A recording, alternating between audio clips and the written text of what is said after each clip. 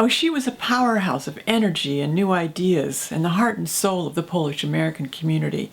Her contributions, her dedication, her warmth, and her charm will never be forgotten. She was amazing. She was Martha. My name is Martha Golubiak. I was born on September 28th, 1939 in Staroszelce, which is now part of Białystok in Poland.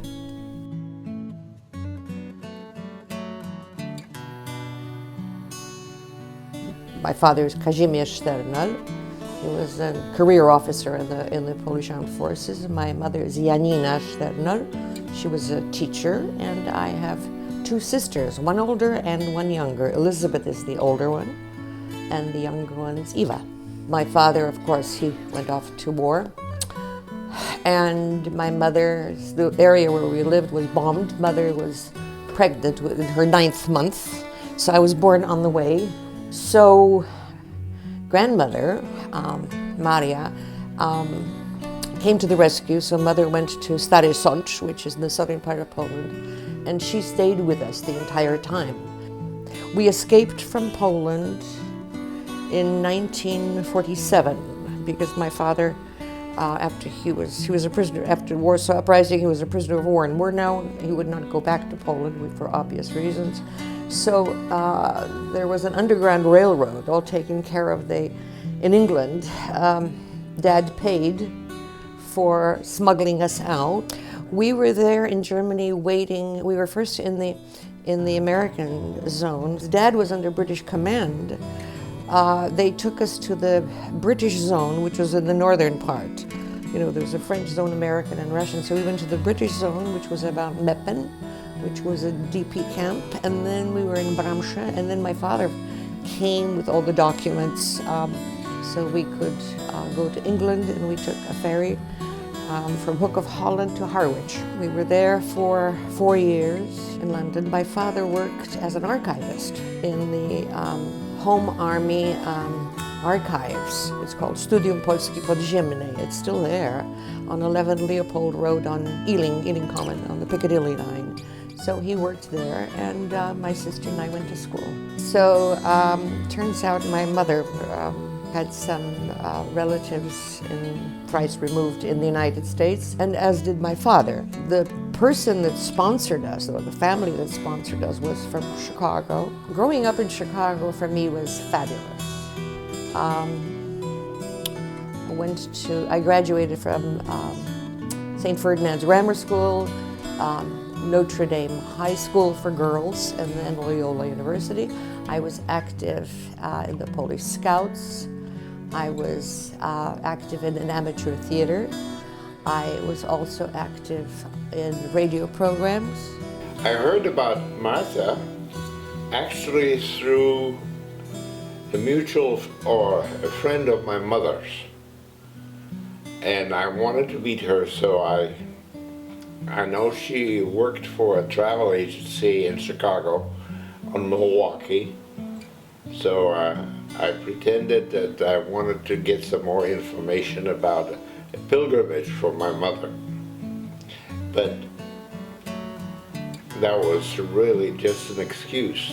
She wanted me to talk to somebody else, but I insisted to talk to her, and went out for a coffee, and that's how it started. It was 1961. We were married, Ron and I were married in Chicago at Jackowo, which is St. Hyacinth's Parish, which is one of the 50 or so Polish parishes in Chicago. And our reception was at the Edgewater Hotel. And we were married in 61, and shortly thereafter, the Boeing company was recruiting people, offered me a job in Seattle. So a lot of people were interviewed and they received job offers, and Ron received a job offer, so we came to Seattle, and he worked for Boeing and I worked for Boeing in the travel office also. They had 2 travel offices. So So we came to Seattle, and initially the first family we met were also newcomers. They were from Avro, they came here from Ohio, and through them we learned about the Polish Hall, and we started coming here, which was indeed a pleasure. But the Polish Hall, it looked like it needed some new blood, some new energy, some new ideas. So I think the second phase of World War II immigrants was helpful, because these people were in a better situation to be of some help versus the first ones that came in 1949, 1950, right after the war. So there were some interesting people that arrived here and essentially started making a difference at the Polish Hall. It was, again, new blood, new ideas, new energies, and so forth. So it was a very good start that they had, and they started the Polish school and Polish dances, and there were dances every Saturday at the Polish Hall. So there was no question like, what should we do on Saturday? Oh, let's go to the Polish Hall. We're going to their dance. They had the best dance floor, as some people said. I had the teenagers, and I was teaching them Polish, but not only Polish. I thought it would be good to teach them a few songs and so forth. So Mr. Cieślar was teaching, so was Mrs. Urbaniak, and I. There were three of us that were doing the teaching in the sort of Saturday Polish school, which was a good thing for those kids and for us too. It kept us out of mischief. Also, Mr. Cieślar was very active in getting us organized organized and taking part in Christmas Around the World at MOHI, which is Museum of History and Industry. So what we would do is every nationality that participated, they would put up a Christmas tree with typically Polish handmade ornaments, which were different than from some of the other Christmas trees. And also, we had a program. What were the Polish traditions? And Mr. Cieślar would dress, since he came from Wisła, he was essentially a góral, and he would dress in his native costume and gather his friends around the table and perform on the stage at MOHI, at Museum of History and Industry. When Boeing had its big layoff, there was that sign, the billboard, the last person leaving Seattle, please turn off the lights. Well, we were not the last, I assume. So we rented a house, and then we lived in Hamburg. And then later on we moved to Munich, and from Munich we moved to Iran, to Tehran. We drove there, which is quite an interesting trip. We really enjoyed Iran for many reasons. The Iranians are very, very pleasant, very nice, very hospitable, warm people. But when we saw the revolution starting, they closed the schools. I taught at one of the international schools that was closed. The American school was closed down. So the children couldn't go to school, so I left with the kids. And then Ron came. Martial law was declared by General Jaruzelski, who was a puppet of the Kremlin. It was declared December 13, 1981, which for solidarity in Poland and for all of us here was a terrible shock. So we felt we had to show our support of Solidarność, and of course the way to do it would be to get the attention through of the press and the media by doing a demonstration here on the streets of Seattle. So you needed a permit to have a demonstration or a march, so I called the Seattle Police Department and told them that we wanted to meet on the steps of the federal courthouse, and then we would march down to the federal office building on 2nd Avenue, and the gentleman there said, well, you have to apply 3 days before, or something to that effect. Well, we didn't have 3 days. So I said, well, we don't have 3 days, so we're going to have the demonstration anyway. He said, well, it's up to you. So we gathered on the steps of the federal courthouse, and here come 2 motorcycle policemen, and I thought, oh my. So I walked down to them and I said, "Gentlemen, may I help you?" And they said, "Well, we were sent here to assist you." So most of these immigrant solidarity leaders came as families. So there were quite a few children arriving suddenly in Seattle. So I thought it would be wise to get these children organized. And I organized the Scouts, the Polish Scouts in Seattle, which was a lot of fun. It was a pleasure, and of course, I had to register our group, our troops, with the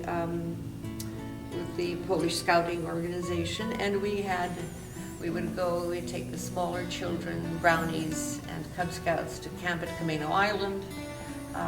The boys and girls would go camping at Wishpush, near Roslyn, Washington, or we would go to Miller, Sylvania, Pend Oreille, and so forth. So I think a lot of these young people arrived here.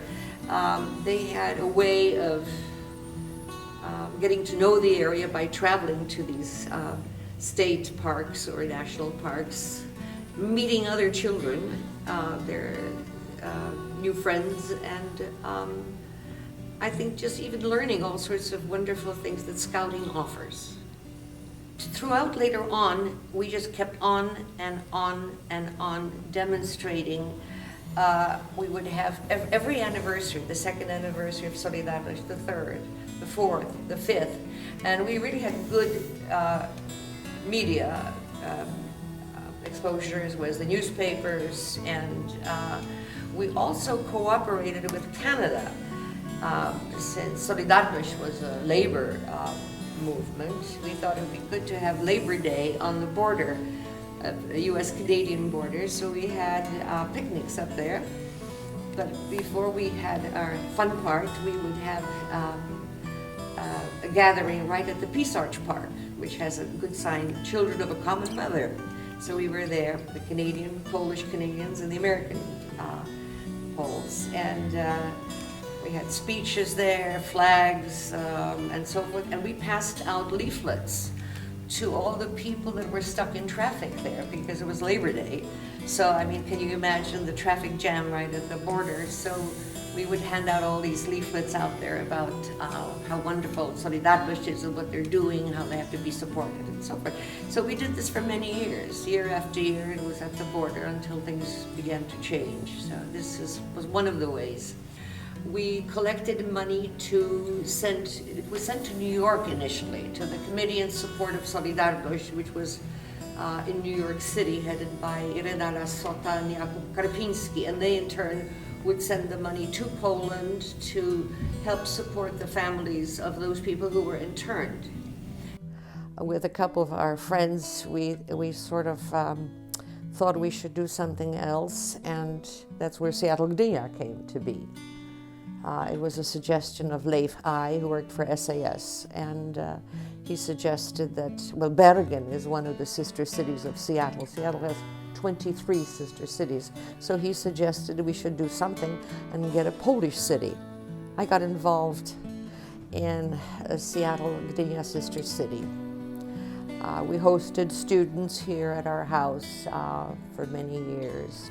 The Polish Home Association was a small group that tried its best to keep the place going. However, it really needed more support and more funds to keep it going, to renovate it and so forth. So most of the women that came with the Boeing emigres, as I call them, we decided to get together, which we did, and decided that we have to organize some fundraisers, and a bazaar was suggested. So we had a Fall Bazaar. It was a 2-day event, and of course we had the dining room going downstairs with food, pastries, the cafe, and lots of booths upstairs here in the ballroom. So we had, and all of the products we sold were handmade. Our bazaars, probably at our bazaars, our greatest moneymaker is food, serving meals, soups and second courses and so forth. and essentially doing everything by hand. None of this was store-bought. We made our pierogi, we made all our soups from scratch. It was kind of hard to achieve all of this in large quantities. I mean, we weren't making, 5 gallons of soup. We were making 50 gallons of soup. So it was a totally different ball game. We were making thousands of pierogi. I remember when we had to peel 150 pounds of potatoes. That's not a small job, I assure you. Or let's say 50 pounds of carrots. I mean, these were incredible amounts, or 300 pounds of cabbage. But these were the quantities that we had to purchase bring it to the Polish Hall and process it, cook it, fry it, and so forth. So it was a team effort, and it worked well year after year. So going back to the years in the 60s, essentially there were no Polish delis here. There was no George's Deli. There was no way to buy any Polish products, be it candy or pickles or whatever. So what we would do is, prior to our bazaars, we would go to Canada, to Vancouver, and they had a much, much larger Polish community, and they had all sorts of delis here and there. So what we would do is stock up on Polish chocolates, Polish caramel candies, on sauerkraut, pickles, you name it, pickled mushrooms, and we would bring them to the United States. Most of the time, we just drove through the border, and the Border Patrol would ask, what were you doing? Oh, we went up there just for a visit. How long were you there? Oh, just a day. We were all so innocent. But a couple of times, those gentlemen noticed that the car was kind of sagging. It was kind of, the trunk was heavy, and it was sagging in the back. So he made us pull over to the side and open the trunk. So we did, and we had to go inside and confess that we were bringing all this stuff for sale at our bazaars. So those gentlemen were very, very kind and understanding, and they listened to us. And Mrs. Koczarski, Krystyna Koczarski, she almost cried. She said, this is such a worthy cause. We have a Polish hall in Seattle, and this guy was almost ready to shed tears. So then he said to her, I remember, well, if you pay $10, would that be okay? Well, she said, of course we'll pay the $10, but she almost grudgingly came up with the $10 and paid it. So essentially we kind of smuggled most of the Polish food that was imported from Poland. From Canada, we brought it to Seattle. So that's how we progressed in improving our Polish deli. The Slavic department at the University of Washington has been there for many, many, many, many years. Initially, it should have been called the Russian department. The Russia dominated Russian language, Russian literature, Russian, and the head of the department was always Russian. We saw the need of establishing more of a Polish educational system there, besides learning the language, which is hard, Polish language. But on the other hand, we thought we should get some books to enrich the library, which has an excellent collection of Polish books. I think they have like 35,000 Polish books, or about Poland. So as we chit-chatted with Tom Podol was a great guy, also from Chicago.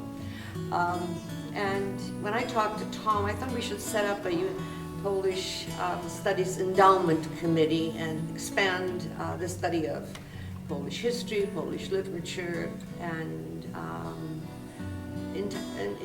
sort of suggest to students to work on papers about Solidarność, or what role Poland played in World War II, which is kind of unknown.